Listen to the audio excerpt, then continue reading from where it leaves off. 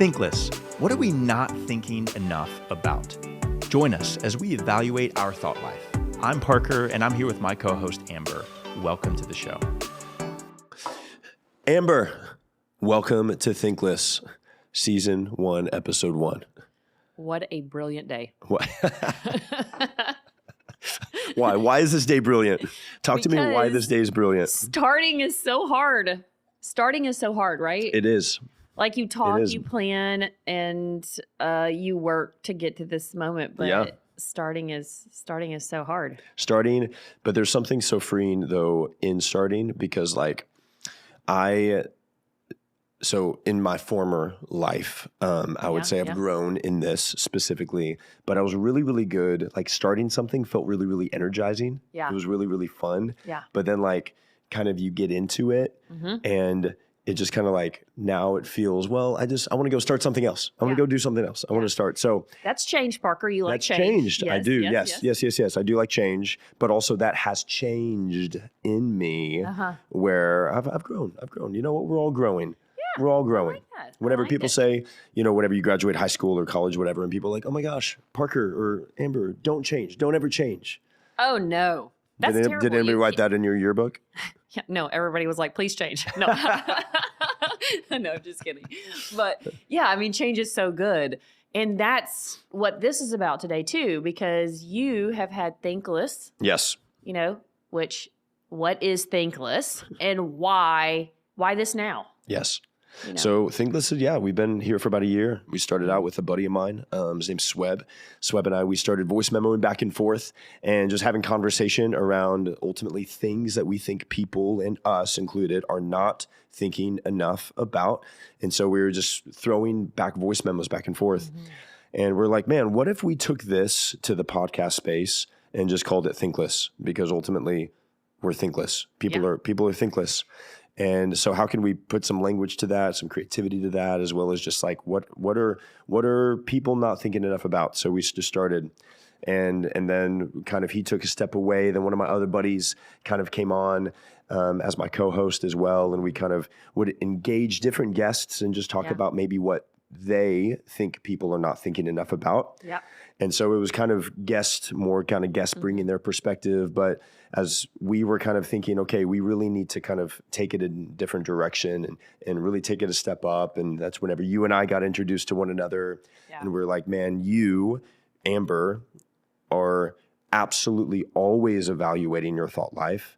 I feel like I'm the same, where I'm always evaluating. What are the things that I'm not thinking enough about? Yeah. How can I always live in this constant state of curiosity where I'm evaluating my thought life, looking at different things and asking different questions, and because I want to live in a healthy skepticism to kind of some of the things that maybe we just take on as truth.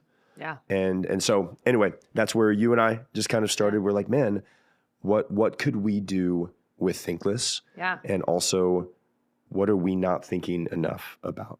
Yeah. So. I think it was, the common denominator with us. I mean, our worlds are so different, which I love and appreciate. And we're both deep thinkers. And I like to think that. Yeah. My wife might be like, I don't know how many people appreciate that. Yeah, exactly. But to be able to, evaluate our thought life. Yep. And then be able to articulate your thought life. Yes. That's something that we found really common with each other, was to be able to do that and then take topics that, you're right, what are we not thinking enough about? Why start this? Because I think today we're not thinking about topics enough, or we're taking what somebody else is saying about a topic and just counting that as truth. But are we actually evaluating what our own perspective, our own thoughts are like? Wait, why am I wearing a mask? Or why am I asking, why do I eat eggs for breakfast? I mean, this is my world that I live in. I'm like, who deemed breakfast food is what we have to eat? Because when you travel the world, they eat fish somewhere else for breakfast. They eat totally different things for breakfast. So it's just taking some of the basic things in life that maybe we're not evaluating, we're not thinking enough about. From the most simplistic things of what do we eat for breakfast to what do we think about depression? What do we think about fear? What do we think about risk management? All the different topics that we have on the slate for the season to discuss and dive into, and then be able to give resources. Both of us are total advocates for reading books, doing seminars, going to, conferences, doing different things to better yourself, journaling, putting together goals, writing down a plan and making it known. Those type of things that we're going to be able to talk about and share in our own personal journeys, and other people that we bring on and their thoughts and their journeys to try to add value. Ultimately is to get us thinking about things that we've not thought about enough. And then how do we apply those? And what are some great resources that we have to offer? Well, I think that's the key right there is the application part. I've heard it said wisdom, the difference between wisdom and knowledge, really knowledge is having information without application. And then wisdom is truly this piece of having an information, but with application. And so ultimately I'm in this space of like, okay, well, I do believe in Jesus. And I think whenever he says, ask for wisdom and it'll be given to you, there isn't just this ever like, I'm never just instantly wise. Yeah. I have to take the information that I'm learning and I have to apply it because insight do not lead to change. Just knowing something does not lead to this really change that maybe I'm yearning, seeking, wanting to have in my life. That's where I say head knowledge. Yes. Like you can't just read. I tell people all the time, if you're going to consume a book, if you only consume it, your head just got heavier, but your life did not change. Yeah. But if you consume it and apply it, your life goes to a totally different direction. And there's a validity to that. There's a credibility to that. Whenever I see, okay, well, Amber, I know Amber is credible because of Amber has applied so many different principles and values and expertise in risk. And she's applied all of the different things that we're going to be talking about. You very much have lived through and are applying still today. Yeah. And so I like to think of it, as you said, the head knowledge, but also the intelligence versus the emotional to kind of bridge that gap is in application. So we absolutely, in every episode, we want to give an application. We don't just want to be able to say, hey, this is great conversation. I loved it. Yeah. But ultimately, how can we take this into our tomorrow? How can we take this into our today to be able to really not just think about it, but also translate those thoughts to our behaviors? Sure. And wouldn't you say, are you competitive? No. Yes. Highly competitive. Both of us are crazy competitive. Incredibly competitive. So, but I'm more competitive with I'm competitive with other people for sure. Yeah. But it's I'm very, myself. Totally. Right. So it's one of those things where if I'm looking for something to listen to or spend my time on, which, really honoring our audience and people that are going to tune in and listen to us is I want to be challenged. Yes. I want to be challenged, but I don't want to be told what to do. It's just funny. I want to, again, what we think about, I want to think about it and I want to come to my own conclusion about something. Yeah. So I'm always wanting to learn something new because it challenges me to maybe choose to do something different or not, right? But it's the challenge in which, and I hope people tune in and listen to just two friends in a conversation, super casual, super just raw, authentic, our real versions of ourselves, talking about journeys of our lives, but also challenging our audience to say, hey, we challenge ourselves on a daily basis. Like every day I get up, I say, let's take so you just did a marathon. I did. Okay, in Disney. I did. World? Disney World, yes. Disney World? Yes. And so you just got back and I'm like, how'd it go? And you're like, oh, not as good as you wanted. Correct. But you hit your same time. And I say, as long as I'm not going backwards. Yeah. Today's a good day, right? Like every day I get up, I want to be a little bit better than I was yesterday in some form or fashion, even in failures, right? Like even if you have a setback, even if it's not what you wanted, you're better today in the way that you evaluate that, the way that you think about that either makes you better or it takes you backwards. Yes. And it's how do we evaluate those thoughts and saying, oh, I didn't do as good as I wanted to. So in my mind, I'm saying that's not a success. But what I learned from that was XYZ. Yes. Right? So now I am better today than I was yesterday because I learned this about myself, that I have to do this in order to achieve my goal. Even that though, because I think that can, even in you saying that is so true. But where people and where I even have been thinkless about in that very statement is, am I honestly evaluating the things? Am I going back and am I looking at the things that I experienced in the moment? Like, so you brought up the marathon. I wasn't going to bring that in, Amber, because there is this stigma around people who run marathons. They're like, they're always talking about it. All right, shut up about it already. Well, you're welcome. But you know what? Marathons. You're welcome. People are like, okay, cool. For the longest time, side note, I had no idea before I started running. I had no idea that like the stickers that people have on the back of cars, like it says 26.2. Do you see that? Have you seen that? Yes. Okay, that's for a marathon. As they ran a marathon. That's the whole why. I know. I had no idea. This was several years ago that I learned this because I feel like over the past several years. Because you have one on your car now? I do not have one on my car. And I will not. I will not get one on my car. But there is for sure. When was your birthday again? I feel like a present coming on. There is this stigma and this stereotype around people that run, like you're always freaking talking about it. Will you shut up about it? Anyway, all right, but I will talk about it. Great. Because the marathon itself, this was a couple weeks ago that I ran the Disney World Marathon, and super fun. But after I ran it, I evaluated and gave myself feedback of the process leading up to the actual day, of what I would have done different, like the couple days prior, as well as what I would have done different mid-race, like in the race. And so I just think that it can be really easy just to go about our lives and yes, experience many different things. Yes, work through difficulty. Yes, experience great things, experience hard things, but to actually stop and to think about, okay, what did I learn from this? Or what could I have done better next time?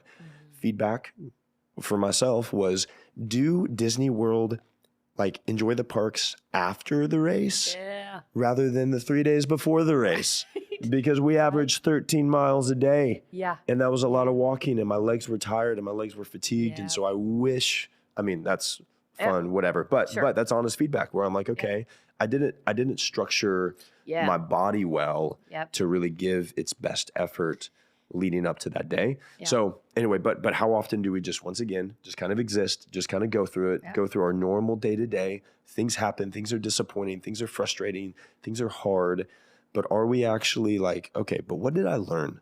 Yeah. What could I take into my tomorrow that I learned from today? Yep. And how often do we stop and do that? Yeah.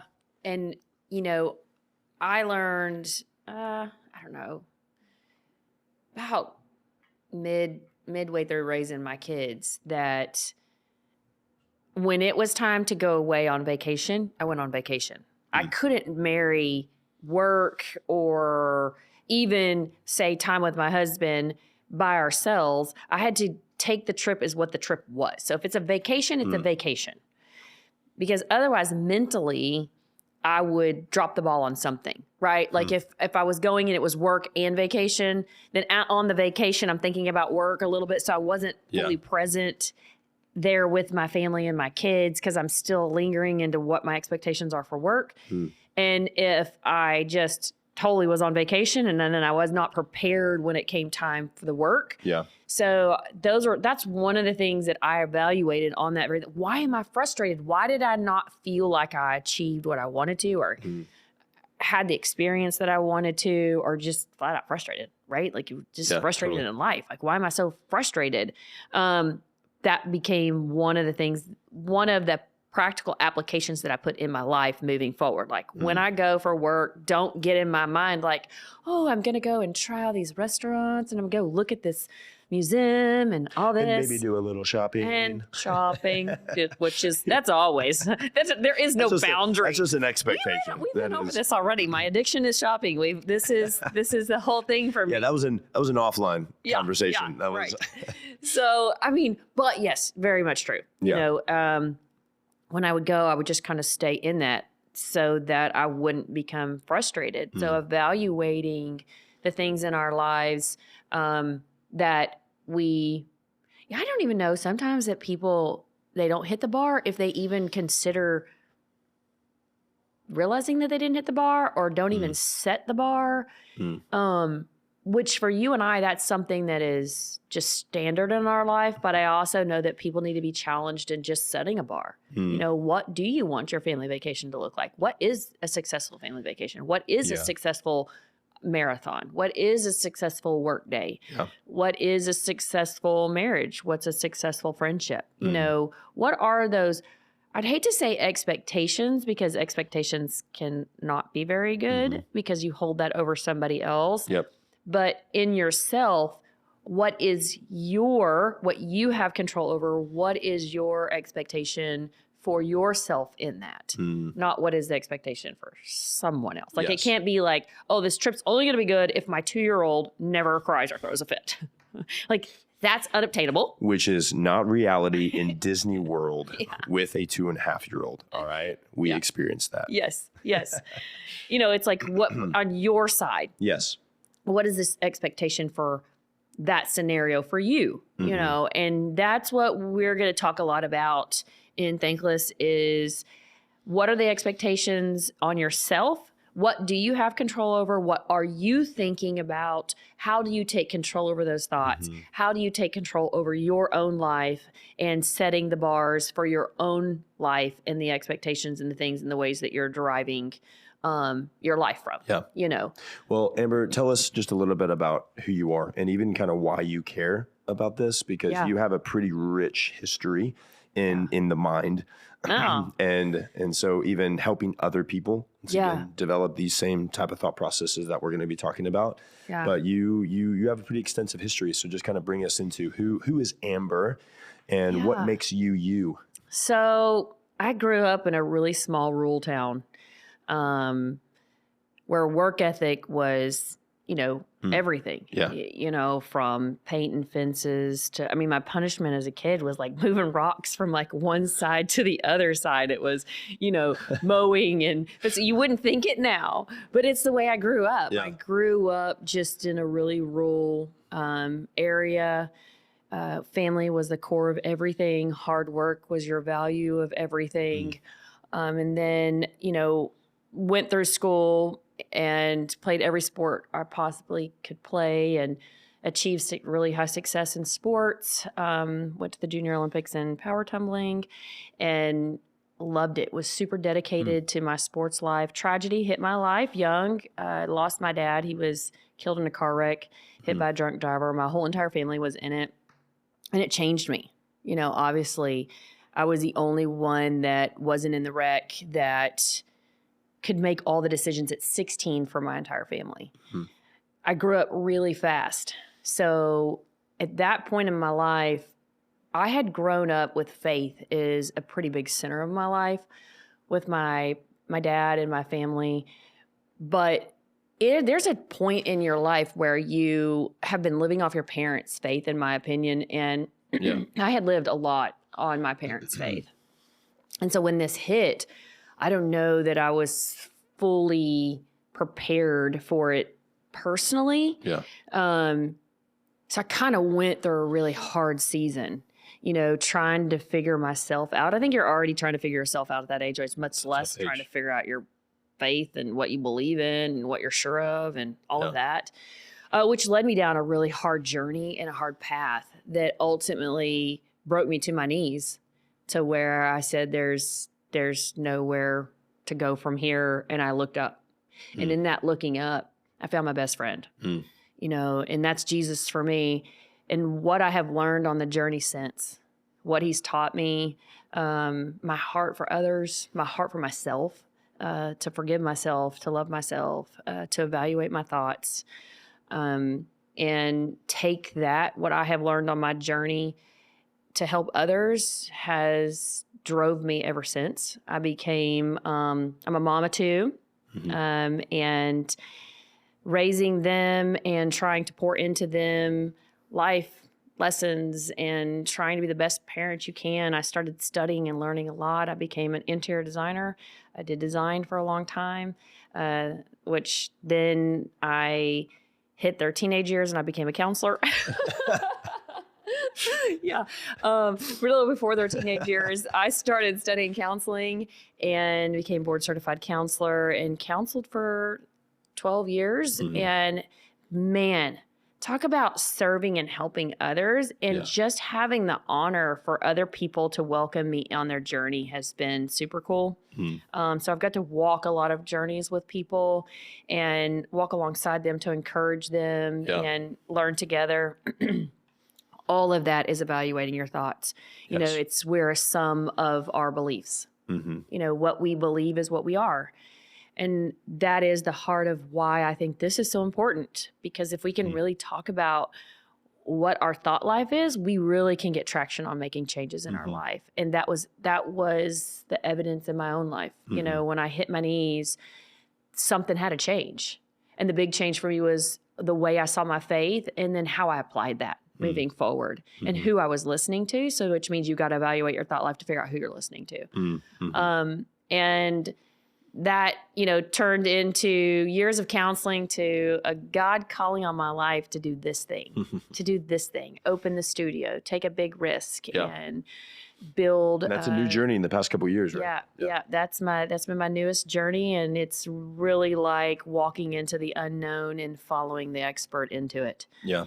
And so that's got me here to have a voice, to be the light and the goodness and help try to continue walking journeys with people, continue going on this journey of saying, man, I just want to be real and honest about my thought life, about what I'm not thinking enough about. And I need to be thinking more about it so that I can make some changes.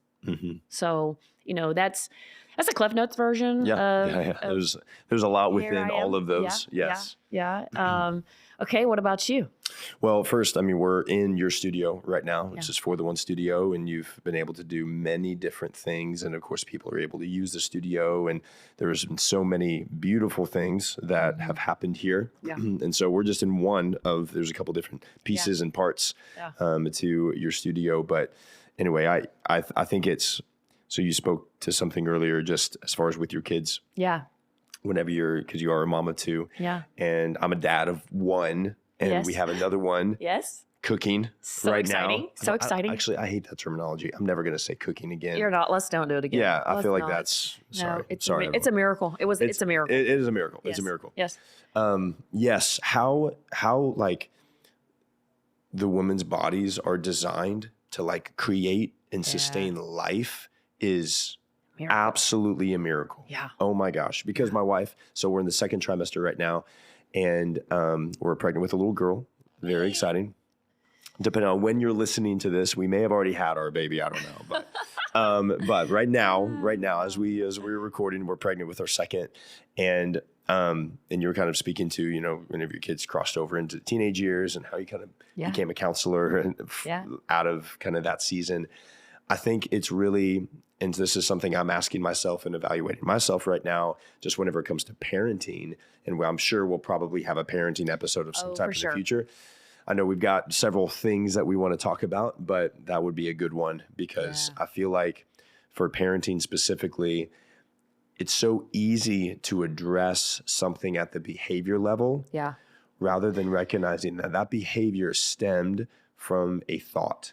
And so it's easy to just say, don't do that. And it's easy for ourselves just to be like, well, if I need to stop doing this, I need to stop acting out in this way. And it's so easy to evaluate our life based off of the behavior in which we do, rather than starting, because then you kind of backtrack from a behavior to the feeling, and then from that feeling to the thought. And so I want to start from the place of I need to where did that behavior stem from? What lie or what truth am I believing about X that I need to address first? So anyway, I think that's really cool that you kind of transitioned from what you were doing with interior design into, okay, my kids are teenagers and oh my gosh, I'm not a dad to a teenager yet. So I have no idea, but I was a teenager. Yeah. And I was a pretty messed up kid. Yeah. So. And it's where I found my, I feel like it's where my crossroads happen. And I think it's where a lot of our crossroads happen. Mine just happened to be struck with a major tragedy in the middle of it. Yeah. But I think we're all trying to find ourselves in those moments. And every single one I only have 2 kids, but I've helped raise multiple kids, and we'll probably get into some of those in my story. But all of them are so different. Yeah. So different. So if you're trying to study the core characteristic traits, the core behaviors, the thought processes, some of the things that are that's just good, truths that ring true across the board. Now, how those are applied are totally different. Like you may have to spank one kid and you may have to ground another. Correct. Right? Like there's different ways that you discipline. There's different ways that you reward. Yep. There's different ways that you can give responsibility and not give responsibility depending on each kid. Like none of us, that's the beauty about the miracle process is God makes us, every single one of us, so uniquely different, which means we cannot parent nor teach or conform to one single way. Yes. And to keep an open mind, which I really hope everybody listening, we foster that community that has an open-mindedness. Yes. Not that we're red or blue or left-brained or right-brained or we're this or we're that. It's just an open-mindedness to say, hey, I want you to have a seat at my table here. You don't have to think like me. You don't have to be like me. You don't have to look like me. You just have to be willing to allow me the freedom to be me if I can allow you the freedom to be you. And that's what this is about, being able to us to sit together and have conversations with a really open mind in a raw, authentic, honest way to teach and walk a life together, take a journey together. Yep. So I'm Parker, and my story a little bit started years ago, I was born. Hallelujah. I know, right? Thank the Lord. But no, I was born in Chicago, and then we moved from Chicago to a very, very, very small town in Missouri, where I spent my life, my formative years. And my parents divorced when I graduated high school, and they both kind of went each their kind of own different directions. And I was always this kid growing up where I loved to do everything. So kind of speaking to kind of what I said earlier, as far as I loved to start things and then wasn't super great at really following through with things. Well, I was involved in every sport, and the reality is I just kind of had a natural gifting towards a lot of different things. And so I was also really curious and interested, and I loved trying new things. I would constantly be like, oh, let's try this. Let's go cliff jumping. I've never been cliff jumping. Let's try backflips off cliffs. Let's try let's ride dirt bikes. Let's do all the things. So I was involved in everything growing up, whether it was theater, whether it was sports, whether it was music. Like I played bass and drums for like a punk rock band. Oh yeah. Drums for a band, and I played bass for exactly. Right. I'm just kidding. I had motorcycles. I mean, all the I loved it all. Yeah. But what I saw though was I of course would attach my identity to all of those different things. Yeah. So I felt like I was so misplaced in just from an identity perspective, where I was asking who am I? Yeah. Because with this crowd, and I'm an athlete. Yeah. And with these people I'm the musician. Yeah. And with these people I'm weird theater kid. But yet so I had this weird kind of crossing with all of it. And which I think, looking back now, I'm able to see that was so purposeful, because I feel like I'm able to have conversation, connect, and ask questions. And I am genuinely interested in all of these different things and learning more, but also I need to know kind of where I'm gifted at as well. So then I went to college in Missouri, and then I graduated and I moved to New York, and I spent some time in New York where I just kind of did similar things, as far as just I did a lot of things. Yeah. So moved there, worked in PR with fashion, and because I really, really cared about what I wore. And kind of in high school, I would always whether it was making something fun or whether it was just I mean, I loved what people wore because I thought I love creating. I thought it was it's a way that I'm expressing myself. It is a way to express yourself for sure. And express the inner creative in me of just kind of what I put on my shopping addiction. Yes. And yes, we'll get into that later. Right? That'll be more like therapy with Parker. I'm just kidding. Therapist with a therapist. Yes, Therapy for the therapist. Yes. We might have a new show. So when I moved to New York, obviously, I mean, it is the epicenter for creativity. Yeah. You know, I think LA and New York are these beautiful spaces. While they're kind of dirty, they're beautiful because there's just so much creativity that is fostering and cultivating in different spaces. And so I love New York for that because I felt like everywhere that I turned, everywhere that I looked, every person that I met was just like, oh my gosh, like my eyes are being opened to things that I've never thought about before.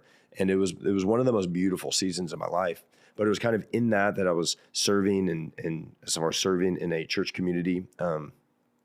And I was working in PR, and then I became kind of a model, and I did some small little acting things. And then I was a butler for a billionaire while I was in New York. And that was a really interesting time, and learned a lot from that, really about integrity. Yeah. Because something specific to that scenario in that time of my life where there were cameras and cameras everywhere in the estate itself, as well as microphones. And so they could hear and see pretty much everything that I'm doing at all times of the day. Every second. Yeah. And so it was very much like, okay, like, do I put on a good face when I have to? Or is this just who I am? Yeah. Like, am I kind because they're paying me? Yeah. Or am I kind because it's just who I am? Yeah. And so there was some deep questions because first off, I have so the much time. to I think. have the time to freaking think. Yeah. And it was very much like hurry up and wait type of stuff, you know, where it was just like, like when you were busy. Yeah. But also there were many moments where I'm just kind of sitting and waiting for a call. Yeah. So there's several different things that I really kind of involved myself in New York, but it was all kind of during that time that I was like, man, I feel like my love for people is like there can be something there. I don't know where that could be. I don't know what that could do, but kind of stepped more into kind of like a position in a church, kind of as being a pastoral type figure. Yeah. And so we really kind of, and that's what I'm doing now. So I moved from New York to Tulsa, Oklahoma, and from Tulsa to North Carolina, and from North Carolina now to Houston. And I'm in Houston now. I've been in Houston for a couple years, and I've seen that, okay, I'm as kind of a person in a leadership position, yes, but also looking back on like, what is the true meaning and definition of pastor? Because we can have an idea of like, oh, well, a pastor does this, a pastor preaches, a pastor, but I think really in its core, a pastor is simply someone who nurtures and shepherds people. Yeah. And so I think we've kind of abused that title, but the role and responsibility, I believe that many of us should have or could have. Yeah. And so I love being in a position of where I simply get to walk alongside of people. I get to love on people, and it's really who I am. Before there was ever a title brought to it, I really felt, man, I love just helping foster creativity, helping foster mindsets, asking the difficult questions, because I love when those questions are asked of me. Yeah. You spoke to the challenging perspective, like, hey, we want to be challenging on this podcast because it's only in the challenge that I'm going to take a step of growth. Yep. Because if you tell me, Parker, you're doing great, and if you just tell me that all the time, then guess what? I'm not going to grow. Yeah. But if you say, Parker, have you seen this? Have you thought of this? Yeah. Like, I feel like you're thinkless in blank. Yeah. Then or like, Parker, you suck. Parker, you suck. No, that's probably that's probably not the win there. But I do think challenging each other's their views. And you know, it's funny because I feel like you really find out about somebody when you do challenge them. Yes. How secure they really are. Because I would like to think when you challenge me, it excites me instead of I defend to it. I would like to think that I'm confident enough in myself of where I have been able to evaluate, which I think comes through evaluating your thought life, which comes in evaluating yourself, that if you challenged me, that I am able to take that challenge and be like, let me think about it. Not like, no, I'm not. Immediately defend in it so that you can't ever get to question it to yourself because your defenses are up so much. That's the beauty of really wanting to come and sit authentically here at this time and honestly say, like, I know I'm not perfect.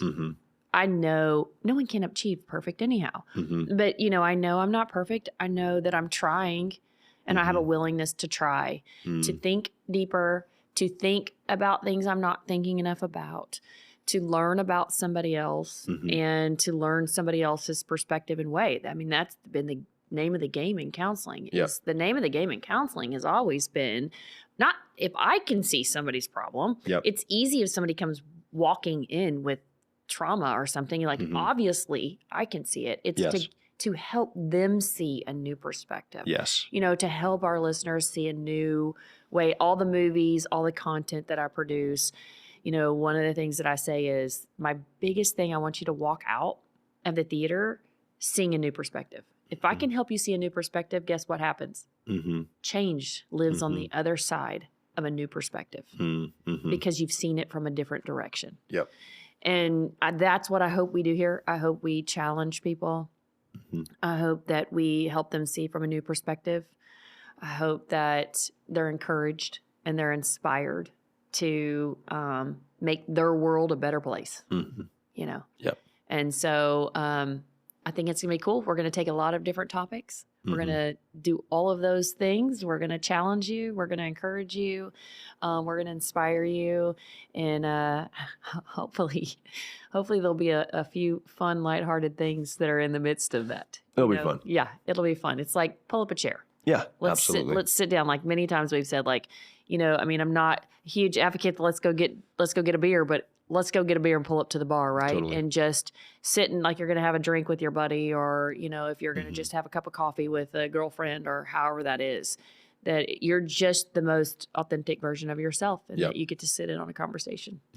Absolutely. Yeah. So, thanks for sharing about you. Yes, thank you for sharing about you, and I'm excited for the future. Me too. Yeah. So. Let's not be thinkless, all right? Yeah, let's not be thinkless. Let's evaluate our thought life. Yeah, let's do it. All right, we'll see you next time. All right, bye.